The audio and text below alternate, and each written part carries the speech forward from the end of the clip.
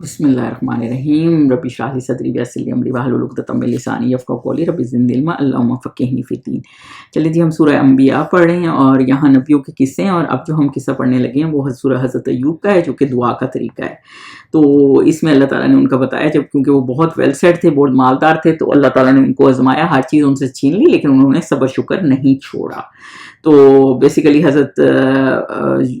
ایوب جو تھے 18 سال اس بیماری میں تھے، اور کوئی 1-2 سال نہیں، پھر بھی انہوں نے اللہ کا شکر ادا کیا، ہمیشہ ہی کبھی ناشکری نہیں کی۔ تو اللہ تعالیٰ یہ بتا رہے ہیں آیت نمبر 83 میں، اور ایوب کو یاد کرو جب انہوں نے اپنے پروردگار سے دعا کی کہ مجھے ایذا ہوئی، یعنی کہ انی مسنی یدر، یعنی اتنی زیادہ بیماری تھی کوڑ کی کہ وہ ان کا سارے جسم سے گوشت ہی چلا گیا تھا، تبھی وہ کہہ رہے ہیں کہ مجھے ذرا سی بس بیماری آئی، تکلیف ہوئی، مجھے ایذا رہی، اور تو سب سے بڑا رحم کرنے والا ہے، اور یا اللہ تو رحم کرنے والا ہے۔ مطلب یہ نہیں کہا کہ میرے لیے اس کو دور کر دے یا یہ کر دے، بس انہوں نے یہ کہا کہ یا اللہ مجھے ایذا تکلیف ہوئی ہے تو اس کو میرے سے تو ہی رحمین کرنے والا ہے، یعنی میرے لیے تو ہی رحم کرنے والا ہے، اور تو ہی بہتر جاننے والا ہے کہ میرے لیے جو بہتر ہے وہ کر دے۔ اور حضرت ایوب علیہ السلام جو ہیں وہ صبر و شکر سے گزارا کر رہے تھے، اور ان کے ساتھ صرف ان کی بیوی تھی، وہ کام کرتی تھی، اور جب ان کو یہ ہوا کہ جیسے وہ تنگ ہو رہی تھی بہت زیادہ، تو پھر حضرت ایوب نے یہ دعا کی۔ تو یہ اللہ تعالیٰ یہ بتا رہے ہیں کہ شفا کی دعا کریں، لیکن پہلے اللہ تعالیٰ کا شکر ادا کریں کہ اللہ تعالیٰ نے آپ کو بڑی مشکلوں سے بچا دیا ہے، اور اگر کوئی مشکل دیا تو اس میں بھی اللہ تعالیٰ کی کوئی رحمت ہی ہے، اور اللہ تعالیٰ اس میں اپنا رحم ڈال دے۔ تو یہ بیسیکلی بہت پیاری دعا ہے جو اللہ تعالیٰ نے ہمیں سکھائی حضرت ایوب کے تھرو۔ 84 پہ چلیں۔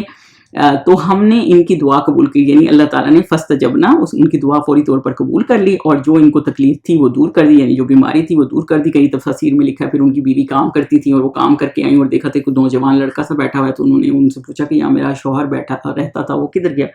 تو انہوں نے کہا وہ میں ہی ہوں۔ تو پھر انہوں نے کہا کہ تم بوڑھی عورت سے مذاق کرتے ہو؟ تو انہوں نے کہا نہیں، اللہ تعالیٰ نے مجھے یہ سارا کچھ واپس کر دیا۔ تو اللہ تعالیٰ نے ان کی تکلیف دور بھی کر دی، اور ان کو بال بچے بھی عطا کی، یعنی ان کی جو فیملی ساری ختم ہو گئی تھی وہ بھی دی، اور اپنی مہربانی کے ساتھ اتنے ہی اور بخشے، اور یعنی کہ اللہ تعالیٰ نے ان کو مال بھی بہت دیا۔ اور عبادت کرنے والوں کے لیے یہ نصیحت ہے، یعنی جو اللہ کا شکر ادا کرتے ہیں، مشکل میں مایوس نہیں ہوتے، ان کے لیے اللہ تعالیٰ نے یہ نصیحت رکھی، یعنی کہ جو اللہ کے عبد ہے نا، ان کے لیے یہ ریمائنڈر ہے کہ کبھی بھی مایوس نہیں ہونا، اور اگر آپ کو کوئی مشکل آ جاتی ہے تو اللہ تعالیٰ کی آزمائش ہے، اور اس پہ صبر کریں، اور یہ صبر کی بہت اعلیٰ مثال ہے۔ آگے اللہ تعالیٰ ذکر کریں حضرت اسماعیل کا، اور اسماعیل اور ادریس اور ذوالکفل کو بھی یاد کرو، یہ سب صبر کرنے والے ہیں۔ یعنی اللہ تعالیٰ یہ بتا رہے ہیں حضرت اسماعیل کا، جیسے وہ ان کے والد ان کو لے کے جا رہے تھے ذبح کرنے، تو تبھی وہ جو ہیں جو عید الاضحیٰ کا واقعہ ہے، اور جب ہم بکرا اسی یاد میں ہم قربانی دیتے ہیں حضرت ابراہیم کی، تو وہ پھر بھی صبر، انہوں نے اپنے والد نے جب ان کو کہا حضرت ابراہیم نے، تو انہوں نے کہا آپ مجھے صبر والا پائیں گے۔ حضرت ادریس کے بارے میں بھی اور ذوالکفل کے بارے میں بھی بہت سے کا آپ کو پتہ نہیں ہے اگر، تو بھی اللہ تعالیٰ نے ان کے نام کا ذکر کیا ہے کہ آپ یاد کریں کہ وہ سارے کیا تھے، صبر کرنے والوں میں سے تھے۔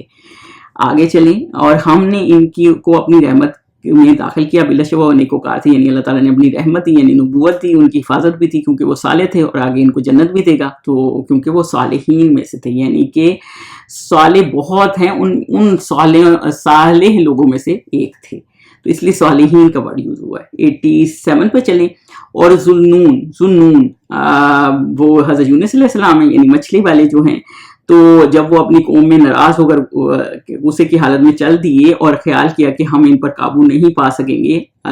تو بیسیکلی اس میں یہ تھا کہ جب ان کی قوم پہ اللہ تعالیٰ نے ان کو پہلے وحی کے ذریعے بتا دیا تھا کہ اب اس قوم پہ عذاب آئے گا، تو انہیں تھا کہ اب عذاب تو ان پہ آنا ہی ہے، تو پھر انہوں نے سوچا کہ میں وہاں سے نکل جاؤں گا، اور انہوں نے یہ خیال کیا کہ اب اللہ تعالیٰ مجھے کیوں پکڑے گا، کیونکہ اللہ تعالیٰ نے تو آلریڈی اس میں عذاب دینا ہے نا۔ تو یہ اس ٹیکسٹ میں آ رہا ہے کہ اللہ تعالیٰ نے، انہوں نے سوچا کہ اب اللہ تعالیٰ مطلب ظاہر سی بات ہے اتنی نافرمردار قوم ہے، تو پھر اب ہم ان پر قابو نہیں پا سکیں گے، مطلب پھر اللہ تعالیٰ مجھ سے نہیں پوچھ کرے گا، کیونکہ میں تو ان کو سمجھاتا رہا ہوں، دعویٰ کرتا رہا ہوں، تو وہ نا بغیر اجازت کے جب اللہ تعالیٰ کا حکم ہوتا ہے نا تبھی نبی ہجرت کر سکتے ہیں۔ حضور صلی اللہ علیہ وسلم بھی ویٹ کرتے رہے تھے لوگوں کو، تو ہجرت کرا رہے تھے، صحابیوں کو خود نہیں کی تھی، کیونکہ جب تک اللہ تعالیٰ کا حکم نہیں آیا تھا، تو یہ چل پڑے۔ تو کیونکہ نبی تھے نا، تو نبی کی پکڑ بھی سخت ہوتی ہے، عام بندہ چلا جاتا تو شاید اللہ تعالیٰ نہ پکڑتا۔ آخر اندھیرے میں اللہ کو پکارنے لگے کہ تیرے سوا کوئی معبود نہیں تو پاک ہے، اور بے شک میں قصوروار ہوں۔ تو پھر کیا ہوا, چل پڑے, تو پھر کشتی میں گئے تو کشتی ڈولنے لگی, جو تفسیر میں ہمیں ملتا ہے. تو پھر انہوں نے سارا سامان پھینک دیا کشتی والوں نے, تب بھی ڈولنے لگی. تو انہوں نے کہا پھر اب ایک بندہ پھینکنا پڑے گا. جب پورا نکالا تو پہلی دفعہ بھی حضرت یونس کا نام آیا, دوسری دفعہ بھی, تیسری دفعہ بھی. تو پھر انہوں نے سوچا کہ اتنے نیک آدمی ہیں لیکن پھر انہیں پھینکنے پڑے. تو پھر اللہ تعالیٰ نے مچھلی کو حکم دیا کہ ان کو نگل لے بغیر کوئی ہڈی ٹوٹے. تو ایک دم جب ان کی آنکھ کھلی, پیر ہلایا, تو پتہ چلا زندہ ہے. وہ اندھیرے میں تھے. ایک تو رات کا اندھیرا, ظلمات ہے نا, ظلمات آئے, فنادا فی ظلماتی, یعنی اندھیرے, رات کا اندھیرا. بہت سارے اندھیرے ہوتے ہیں نا, جو رات کا اندھیرا, مچھلی کے پیٹ کا اندھیرا, اور اس طرح وہ اندھیرے میں تھے. تو اس کے بعد انہوں نے جو ہے اور اس سمندر کا اندھیرا الگ, بالکل گہرائی میں تھے نا. تو پھر انہوں نے وہاں کنکریوں کی بھی تسبیح سنی. تو پھر انہوں نے اللہ تعالیٰ سے کیا کہا, لا الہ الا انت سبحانک. اس کو آیت کریمہ بھی کہتے ہیں, یعنی کہ یا اللہ, میں اللہ کی پہلے تعریف بیان کی کہ تو پاک ہے, ان کنت من الظالمین, میں ظالم ہوں. اس میں اپنی کمزوری بیان کی. یہ نہیں کہا مجھے یہاں سے نکال دیں, مجھے یہ کر دیں, اس طرح نہیں کہا. انہیں اپنی غلطی کا احساس ہو گیا, جیسے حضرت آدم نے اپنی دعا کی تھی. تو اسی طرح ایک حدیث پاک کا مفہوم بھی ہے نا, کہ جو استغفار کو لازم کرتا ہے نا, تو اللہ تعالیٰ اس کو ہر تنگی سے دور کر دیتا ہے, اس کی عمر بھی دراز کرتا ہے, اور اوپر سے رزق بھی دیتا ہے جہاں سے اس کو گمان بھی نہیں ہوتا. تو اس لا الہ الا انت سبحانہ کے بارے میں ایک حدیث پاک کا مفہوم یہ بھی ہے کہ یہ اللہ کا نام ہے, جو مانگے گا اس کی دعا قبول ہو جائے گی. تو یہ بیسیکلی اس میں اللہ کی تعریف بھی ہے اور اپنی کمزوری کا بیان بھی ہے. تو یہ کیا گیا کہ جب آپ اللہ سے دعا مانگیں نا, تو اپنی غلطیاں بھی مانیں, کیونکہ ضروری نہیں کہ آپ کو اللہ, ہو سکتا ہے اللہ تعالیٰ کی طرف سے بہت آزمائش ہو, آپ کی کوئی اپنی غلطیاں ہوں, تو اپنی غلطیوں کی وجہ سے آپ پہ یہ آزمائش آئی ہو. تو اس لیے یہ دعا بہت اہم ہے. تو یہ پڑھتے رہنا چاہیے کہ یا اللہ تو پاک ہے اور ہم ہی ظالموں میں سے, کیوں ہم ہی غلطیاں کرتے ہیں. 88 میں چلے تو ہم نے ان کی دعا قبول کر لی. اللہ تعالیٰ نے فاستجبنا ہے نا, اللہ تعالیٰ نے ان کی دعا قبول کر لی. اور یہ کوئی تفسیر میں ملتا ہے 40 دن وہاں رہے, اور ان کو غم سے نجات دے دی, اور وہاں سے اللہ تعالیٰ نے نکال دیا وہاں سے ان کو مچھلی کے پیٹ سے. اور ایمان والوں کو ہم اسی طرح نجات دیا کرتے ہیں. اور جو اللہ کی طرف سے مشکل سے اللہ تعالیٰ ایسے ہی اندھیروں میں سے نکالتا ہے, جو ایمان لائے ہوئے ہوتے ہیں اور صبر سے کام لیتے ہیں نا, تو اللہ تعالیٰ ان کو ایسے ہی بھیجاتا ہے. آگے حضرت زکریا کا ذکر, اور زکریا کو یاد کرو جب انہوں نے اپنے پروردگار کو پکارا کہ پروردگار مجھے اکیلا نہ چھوڑ اور تو سب سے بہتر وارث ہے. یعنی انہوں نے بھی یہ دعا کی, حضرت زکریا نے بھی اللہ تعالیٰ کے ساتھ دعا کی, اللہ مجھے اکیلا نہ چھوڑنا, کیونکہ بوڑھے ہو گئے تھے اور ان کے پاس کوئی وارث نہیں تھا. یعنی پھر انہوں نے کہا کہ سب سے بہتر وارث ہو, یعنی ہر چیز ہے تیری, لیکن وہ کیونکہ چاہتے تھے نا کہ دعویٰ کے لیے کوئی ہو, تو وہ اس لیے انہوں نے کہا کہ یا اللہ ہر چیز کا وارث تو ہے اور تو مجھے اکیلا نہ چھوڑنا. یعنی کہ یہاں پہ یہ نہ ہو کہ تیرے دین کو بعد نام لینے والا کوئی نہ ہو میرے بعد. 90 پہ چلے تو ہم نے ان کی پکار سن لی, فاستجبنا, اللہ تعالیٰ نے ان کی دعا بھی سن لی, اور ان کو یحییٰ بخشا, اور اللہ تعالیٰ نے ان کو یحییٰ دیا, اور ان کی بیوی کو ان کی قابل بنا دیا. یعنی کہ ان کی بیوی جو 5 تھیں اور بوڑھی بھی تھیں, تو ان کو بھی اللہ تعالیٰ نے ان سے یہ چیز بھی دور کر دی, یعنی یہ معجزہ دیا. حالانکہ یہ کافی بوڑھے تھے, 90 سال سے اوپر تھے, ہسٹری میں پتہ چلتا ہے. اور یہ لوگ لپک کر نیکیاں کرتے اور ہمیں امید سے پکارتے, اور ہمارے آگے عاجزی کیا کرتے تھے. یعنی کہ یہ لوگ کون تھے, جو سابقون الاولین تھے, یعنی نیکیوں میں جلدی کرتے تھے, ڈیلے نہیں کرتے تھے. یہ جو نیک لوگ تھے تو یہ صالح تھے, اور اللہ تعالیٰ کو جو ہے اللہ تعالیٰ کو پکارتے تھے, اللہ تعالیٰ سے امید رکھتے تھے, اللہ تعالیٰ کا خوف رکھتے تھے. تو یہ عاجز لوگ تھے. تو اللہ تعالیٰ نے یہ کہا کہ جو نیک اللہ تعالیٰ کے نبی بھی تھے نا, وہ بھی اللہ نیکیوں میں بھی جلدی کرتے تھے, اور امید بھی رکھتے تھے, اللہ تعالیٰ سے حب بھی رکھتے تھے خیر کی, اور اللہ تعالیٰ سے ڈرتے بھی تھے. اور تو یہ ایک بہت اہم چیز ہے, جو اگر آپ نے نیکیاں کرنی ہے تو سب اس کو ہمیشہ سابقون الاولون میں شامل رہیں. آگے اللہ تعالیٰ نے, آپ دیکھیں حضرت مریم کا نام نہیں آیا کیونکہ وہ نبی نہیں تھی نا, تو اور پہلے ہم آیت پڑھ چکے ہیں کہ وہ مردی سارے نبی آئے. تو اب اس میں اللہ تعالیٰ فرما رہے ہیں, اور ان کو بھی یاد کرو جنہوں نے اپنی عفت کو محفوظ رکھا. تو اب اللہ تعالیٰ حضرت مریم کا ذکر کریں کہ وہ عزت دار عورت تھی, ان کا نام نہیں لیا, لیکن وہ ایک حیا والی عورت تھی, جنہوں نے اپنے سوچیں اکیلی وہ بیت المقدس میں رہتی تھی, تو اپنی عزت کی حفاظت ہی کرتی تھی. اور جب ہم نے پڑھا ہے کہ حضرت جبرائیل آئے ان کے پاس, تبھی انہوں نے ان کو اللہ کا خوف دلایا, تو وہ اپنا خیال کرتی تھی, بہت پاک باز عورت تھی. تو ہم نے ان میں اپنی روح پھونک دی, یعنی کہ اللہ تعالیٰ نے ان میں, حضرت تفسیر میں ملتا ہے حضرت جبرائیل نے پھونک ماری تو پریگننسی ٹھہر گئی, یا پھر اس طرح اللہ تعالیٰ کہہ رہے ہیں کہ ان میں, کیونکہ ظاہری سی بات ہے معجزاتی طور پہ بچہ پیدا ہو رہا تھا نا, تو اللہ تعالیٰ نے اس طرح سے اس کو ایڈریس کیا ہے, اور ان کو بیٹے کے اہل عالم کے لیے نشانی بنا دیا, اور ان کو اور ان کے بیٹے کو, یعنی ظاہر ہے وہ میرڈ نہیں تھیں, اور پھر وہ بچہ لے آئیں, اللہ تعالیٰ نے ان کو بچہ دیا, تو پھر وہ نبی بھی تھے, حضرت عیسیٰ تھے. تو اور باپ نہیں تھا، تو اس طرح ایک معجزہ بنا دیا ساری دنیا کے لیے، اللہ تعالیٰ نے ایک معجزہ بنا دیا کہ اللہ تعالیٰ کچھ بھی کر سکتا ہے۔ 92 پہ چلیں، یہ تمہاری جماعت ایک ہی جماعت ہے اور میں تمہارا پروردگار ہوں، تم تو میری ہی عبادت کرو۔ یعنی اب اللہ تعالیٰ یہ کہہ رہی ہیں، ساری آیات کا خلاصہ اس 92 آیات میں ہے، جو سارے ہم نے نبیوں کے قصے بڑھائے ہیں کہ یہ سب ایک ہی امت ہے، ایک ہی ایڈیالوجی تھی امت مسلمہ، یعنی کہ سب کا دین ایک تھا، سب کی شریعت میں بھی ڈفرینٹ ہو کہ نماز کا طریقہ اور روزے کا طریقہ، زکوٰۃ کا طریقہ ڈفرینٹ ہو، لیکن سارے انبیوں کا کانسیپٹ یہ تھا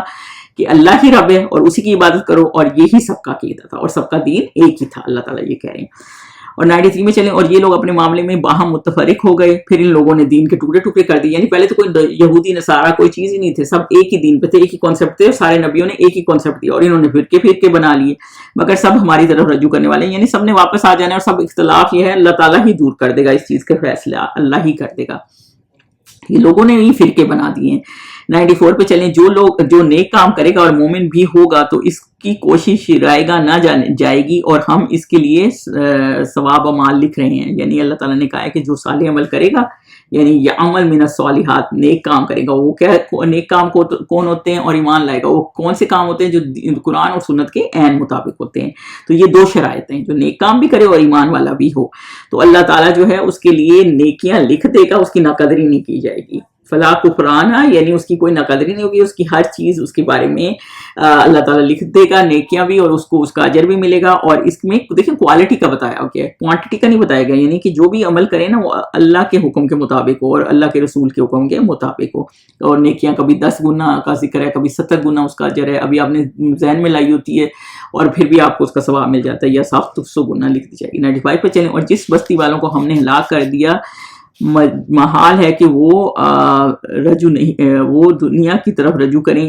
وہ رجوع نہیں کریں گے۔ تو اس کے لیے اللہ تعالیٰ یہ کریں، جس بستی کو ہلاک کیا وہ کبھی نہیں واپس آئیں گے، یعنی کہ وہ بستی کبھی واپس نہیں آئی، یعنی وہ دوبارہ موقع نہیں ملے گا۔ ایک دفعہ جو ختم کر دیا اللہ تعالیٰ نے، ہلاک ہو گئی، وہ کبھی واپس نہیں آ سکیں گے کہ دنیا میں اپنے اعمال کر سکیں جو انہوں نے آخرت کے لیے کیا ہے، بس وہی ہے۔ 96 پہ چلیں، یہاں تک کہ یاجوج ماجوج کھول دیے جائیں گے۔ اب یہ قیامت کا بتایا جا رہا ہے کہ جب یاجوج ماجوج کھول دیے جائیں گے قیامت کے قریب، اور وہ ہر بلندی سے دوڑ رہے ہوں گے، یعنی کہ وہ ہر بلندی سے اونچی جگہ سے نیچے آئیں گے، یعنی کہ وہ اس طرح واپس آئیں گے، ہر اونچائی سے نیچے دوڑے ہوئے آئیں گے۔ تو یہ یاجوج ماجوج دو قومیں ہیں جو آئیں گی، اور حضرت عیسیٰ جب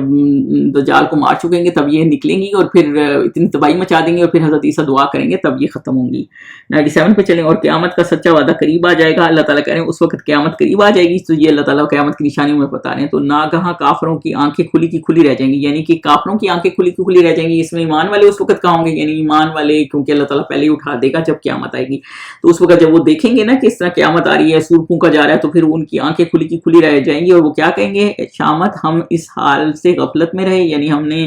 حق نہیں بچانا اور غفلت میں رہے، بلکہ اپنے حق میں ظالم تھے، یعنی ہم ظالم تھے، ہمارے پاس پیغام بھی آتے رہے، اور پھر عذاب دیکھ کے پھر وہ کہیں گے ہم تو پہچان نہیں پائے۔ 98 پہ چلیں،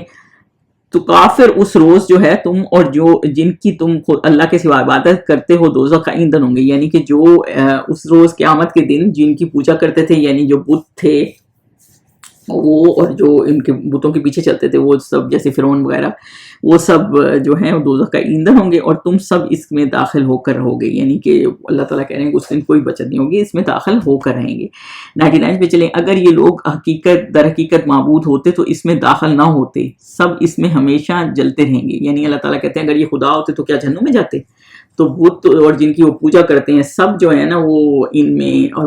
ماں یوز ہوا ہے نا یہاں پہ، آلہاتم ماں، تو ماں انسان نہ ہو، یعنی کوئی چیزیں ہوتی ہیں نا، من انسان کے لیے ہوتا ہے، جو بھی چیزیں بت نما، یہ سارے جن کو خدا بنایا ہوا ہے انہوں نے، سب اس میں ہمیشہ ہمیشہ رہیں گے، فیہا خالدون، ہمیشہ جہنم میں رہیں گے۔ 100 پہ چلے، وہاں ان کو چلانا ہوگا اور نہ اس میں کچھ نہ سن سکیں گے، یعنی وہ اس میں دھاڑیں گے، یا تو یا جہنم دھاڑتی ہوئی آئے گی تو ان کو چیخیں اتنی ہوں گی کہ ان کو کچھ سنائی نہیں دے گا، تو یہ کچھ نہیں سن سکیں گے، کچھ بھی سن نہیں سکیں گے، اتنا شور ہوگا۔ 1 پہ چلیں، اور جن لوگوں کی لیے ہماری طرف سے پہلے بھلائی مقرر ہو چکی ہے، یعنی جن کو اللہ تعالیٰ نے جنت میں دینا ہے، اللہ کو تو پتہ ہے نا کس نے جنت میں دینا ہے، مقرر ہو چکی ہے، وہ اس سے دور رکھے جائیں گے، وہ ان چیزوں سے بہت دور ہوں گے، یعنی ان کو آواز ہی نہیں آئے گی، جو جہنم میں سے نہیں جانا، جنہوں نے جنت میں جانا ہے وہ اس چیز سے دور ہوں گے، جیسے حضرت عیسیٰ ہیں، نبی ہیں، یا نیک لوگ ہیں۔ 102 में चले, यहाँ तक कि इनकी आवाज़ भी तो नहीं सुन सकेंगे, यानी इनका शोर गोल भी नहीं सुन सकेंगे, इतनी शोर होगा, यानी जन्नत इतनी दूर होगी कि शोर भी नहीं सुन सकेंगे। और जो कुछ इनका जी चाहेगा इसमें, यानी हर तरह के ऐश और लुत्फ में हमेशा रहेंगे, यानी जो चाहेंगे करेंगे। अल्लाह ताला ने हर तरह का आराम और नेमतें इनको जन्नत में दी होंगी। 103 में चलें, और इनको इस दिन का बड़ा भारी खौफ गमगीन नहीं करेगा, यानी कि वो उस दिन डे ऑफ जजमेंट वाले दिन भी गमगीन नहीं होंगे जो नेक लोग होंगे। और फरिश्ते इनको लेने आएंगे, और जब वो नेक लोग मरते हैं या तो मौत के वक्त का मामला है, जब फरिश्ते जब इनको लेने आएंगे, इनका इस्तकबाल करेंगे, तो ये कहेंगे यही वो दिन है जिसका तुमसे वादा किया गया, यानी कि जन्नत दिखाएंगे कि यही वो दिन है जिनका वादा किया गया। या डे ऑफ जजमेंट मौत वाले दिन भी घबराएंगे नहीं, जब फरिश्ते रूह लेने आएंगे। या डे ऑफ जजमेंट वाले दिन जब कब्रें खुलें तो उनके लिए बड़ी बड़ी सवारियां होंगी, उनको बड़ी इज्जत से लेके जाया जाएगा। तो या इसका ये मतलब है कि उस मुबारक दिन भी उनको अल्लाह ताला उनको में घबराहट नहीं डालेंगे। 104 पे चलें, जिस दिन हम आसमान को इस तरह लपेट लेंगे कि जैसे खत्तों का तुमार लपेट दिया जाता है, यानी अल्लाह ताला आसमान और ज़मीन को उस दिन लेट जाएंगे, यानी सातों आसमान और सातों ज़मीन लपेट दी जाएंगी अल्लाह के हाथ में, जैसे राई का दाना होता है ना, उस तरह लपेट दी जाएंगी। जिस तरह हमने कायनात को पहले पैदा किया, इसी तरह दोबारा पैदा कर देंगे, यानी जैसे अल्लाह ताला ने इंसान को शुरू में पैदा किया और ये ज़मीन आसमान कुछ भी नहीं थे, इनको बनाया, इसी तरह अल्लाह ताला दोबारा बना देंगे। ये वादा जिसका पूरा करना लाजिम है, यानी ये अल्लाह का वादा है और ये दोबारा पैदा करेगा और ये अल्लाह ताला इस वादे को पूरा करेगा। हम ऐसा ज़रूर करने वाले हैं और ऐसा करके रहेंगे, यानी इसमें कोई शक नहीं है। इन्ना कुन्ना फाइलीन है ना, मतलब हम इसमें ज़रूर करके रहेंगे। 105 पे चलें, और हमने नसीहत की किताब यानी तौरात के बाद ज़बूर में लिख दिया था कि मेरे नेकोकार बंदे मुल्क के वारिस होंगे। तो अल्लाह ताला कह रहे हैं ज़बूर में भी लिख दिया था, यानी सहीफे सहीफ़ा है ना, तो हाँ वो सहीफ़ा हर किताब में लिखा है, जिक्र है, लोहे महफूज में भी है, तौरात में भी है, ज़बूर में भी है। लिख दिया है कि दुनिया की बादशाहत जो है ना अल्लाह ताला उनको देगा जो नेक बनते हैं, यानी दीन काबिज़ आके रहेगा। 106 पे चलें, इबादत करने वाले लोगों के लिए इसमें अल्लाह के हुक्म की तबलीग है, यानी जो अल्लाह की इबादत करते हैं, हाजा यानी ये इस सूरत में या इस कुरान में जो इबादत गुजार है ना उनके लिए नफ़ा है, जो अल्लाह के अब्द हैं, नेक बंदे हैं। 107 पे चलें, अब हजूर सल्लल्लाहु अलैहि वसल्लम से कहा जा रहा है वमा अरसलनाका इल्ला रहमतल लिल आलमीन, के आप सल्लल्लाहु अलैहि वसल्लम तमाम जहानों के लिए रहमत बनाकर भेजे हैं। तो यही हजूर सल्लल्लाहु अलैहि वसल्लम का मकसद है कि तमाम उनके लिए रहमत बचा के भेजें। लेकिन मुसलमानों के लिए तो चलें रहमत बना के भेजें, आप काफरों के लिए किस तरह, क्योंकि देखें हजूर सल्लल्लाहु अलैहि वसल्लम की दुआ और उनकी वजह से अल्लाह ताला ने इन कौम को अजाब नहीं दिया, काफरों पे अजाब उस तरह नहीं आया जैसे दूसरी कौमें बिल्कुल हलाक हो गई। तो ये रहमत ही थे ना, वो इतने ज़्यादा सोचे उन्होंने अबू सुफियान वैशी इन्होंने कितने मुसलमानों को के साथ जुल्म भी किया हुआ था, कन्वर्ट हुए तो इनको माफ़ कर दिया सबको। और ये हजूर सल्लल्लाहु अलैहि वसल्लम की रहमत थी, रहमतुल आलमीन ही थे। तरावी वो पढ़ते थे, जब उन्होंने देखा कि लोग बहुत आने लगे कहीं फ़र्ज़ ना हो जाए तो उन्होंने तरावी छोड़ दी इस तरह पढ़नी। और फिर ये कि उन्होंने अपनी ये दुआ रखी हुई है, सारे नबियों ने अपनी दुआ मांग ली है, सबके लिए रहमतुल आलमीन है कि उम्मत के लिए दुआ मांगेंगे। तो हर तरह से वो रहमतुल आलमीन थे, जानवरों पे भी इतना रहम करते थे कि सहाबी ने एक परिंदे के अंडे पकड़े हुए थे, तो ऊपर से परिंदा उड़ा हुआ आ रहा था, तो हजूर सल्लल्लाहु अलैहि वसल्लम ने पूछा किसने पकड़े हैं, तो उनसे कहा कि वापस कर देंगे, परिंदा परेशान था। तो मतलब हर तरह से रहमतुल आलमीन थे पूरे जहान के लिए। 108 पे चलें, कह दो कि मुझ पर अल्लाह की तरफ से ये वही आती है, यानी ये सारे अहकामात अल्लाह की तरफ से आते हैं, मैं खुद से नहीं कहता, कि तुम सब का माबूद अल्लाह है, वाहिद है, अल्लाह है वाहिद, इलाहुं वाहिद है, तो तुमको चाहिए कि फरमाबरदारी करो, यानी अल्लाह ताला की ये बेसिक कॉन्सेप्ट क्या है कि अल्लाह ताला क्या हुक्म मानो। 109 पे चले, अगर ये लोग मुंह फेरें तो कह दो कि मैंने तुमको सबको यकसा आगाह कर दिया, यानी उनका काम सिर्फ बात बताना है, दावा करना है, बाकी उनकी जिम्मेवारी नहीं है, तो मैंने तुम्हें बता दिया। और मुझको मालूम नहीं कि जिस चीज़ का तुमसे वादा किया जाता है वो करीब आने वाली है या उसका वक्त दूर है, यानी क़यामत का, यानी कि मुझे इल्म नहीं कि अजाब क़यामत कब आएगी, ये अल्लाह ताला ही बेहतर जानते हैं, कि उनको ये था ना क़यामत है तो कब आएगी, अजाब है तो कब आएगा। 110 पे चलें, और जो बात पुकार की जाए वो इसे भी जानता है, और जो तुम पोशीदा करते हो इससे भी वाकिफ, यानी जो प्लानिंग करते हो अल्लाह सब कुछ जानता है, जो दिल में करते हो या बाहर करते हो अल्लाह हर चीज़ से वाकिफ है। 111 पे चलें, और मैं नहीं जानता शायद वो तुम्हारे लिए आजमाइश हो और एक मुद्दत तक तुम इससे फ़ायदा उठाते रहो। मतलब इसका ये कि जो वक्त दिया जा रहा है उसका मुझे नहीं इल्म कि वो तुम्हारे लिए आजमाइश है, اور اب تک جو آسانیاں بھی اللہ تعالیٰ دیتا ہے، دولت بھی دیتا ہے، ترقیاں بھی دیتا ہے، وہ تمہارے لیے آزمائش ہے، اور اس وقت مقرر ہے، لیکن ایک وقت مقرر ہے کہ دنیا میں کا ایک وقت مقرر ہے، اس کے بعد یہ دنیا ختم ہو جانی ہے، انسان نے ختم ہو جانا ہے. تو یہ اللہ ان کو حضور صلی اللہ علیہ وسلم اتنا تو غیب کا نہیں جانتے تھے، وہ اتنا ہی غیب جانتے تھے جتنا اللہ تعالیٰ نے ان کو بتایا تھا. تو اللہ تعالیٰ کو پتہ ہے کہ کیا ہے معاملہ. 112 اس سے پتہ چل رہا ہے کہ حضور صلی اللہ علیہ وسلم بھی بنتے تھے. تو آخری آیت ہے جی، پیغمبر حضور صلی اللہ علیہ وسلم نے کہا کہ اے میرے پروردگار، حق کے ساتھ فیصلہ کر دے. اللہ حق کے ساتھ فیصلہ کر دے، اور ہمارا پروردگار بڑا مہربان ہے، یعنی رحمان ہے. اسی سے ان باتوں میں جو تم بیان کرتے ہو مدد مانگی جاتی ہے، یعنی کہ اللہ تعالیٰ مہربان ہے، رحمان ہے، اس سے مدد مانگو. ہر بات میں اللہ تعالیٰ سے مدد مانگیں تاکہ فیصلہ آپ کے حق میں ہو. تو ہر چیز کی مدد اللہ تعالیٰ سے مانگنی چاہیے، دعائیں بھی اللہ تعالیٰ سے مانگنی چاہیے، چاہے کتنی ہی مشکل میں آئیں. تو ہم نے جب یہ صورت پڑھی تھی، تو جب یہ حضرت ایوب کا قصہ اور ان کے صبر کا اور نبیوں کا پڑھا، تو انہوں نے ہمیشہ اللہ تعالیٰ سے مدد مانگی، چاہے ان کے ساتھ کتنی مشکلات دنیا میں آئیں. تو ہمیشہ اللہ تعالیٰ سے مدد مانگے کہ اللہ کے سوا کوئی آپ کی مدد کرنے والا نہیں ہے. سبحانک اللہم و بحمدک، اشہد ان لا الہ الا انت، استغفرک و اتوب الیک.